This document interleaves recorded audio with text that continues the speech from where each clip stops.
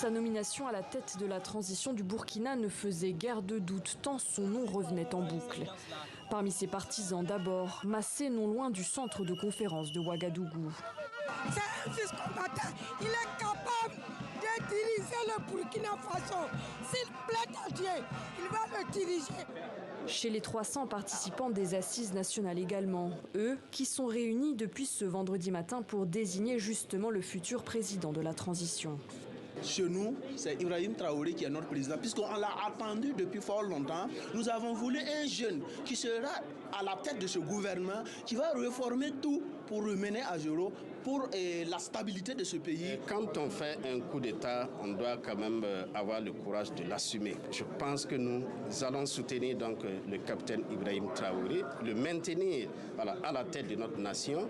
Des représentants politiques, militaires, mais aussi religieux qui à l'unanimité ont mis fin à un faux suspense en choisissant Ibrahim Traoré.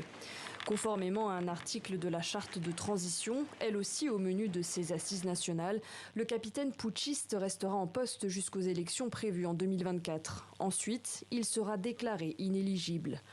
Ibrahim Traoré avait pourtant affiché sa volonté de ne pas être nommé à ce poste. Récemment encore, il disait être juste là pour expédier les affaires courantes. Malgré son jeune âge, 34 ans, beaucoup dans le pays le considèrent comme l'homme de la situation pour faire face à l'insécurité grandissante.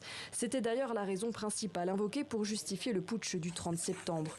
En 7 ans, les attaques de groupes armés ont fait des milliers de morts et quelques 2 millions de déplacés au Burkina. Plus de 40% du pays échappe aujourd'hui au contrôle de l'État, notamment à la frontière avec le Mali et le Niger.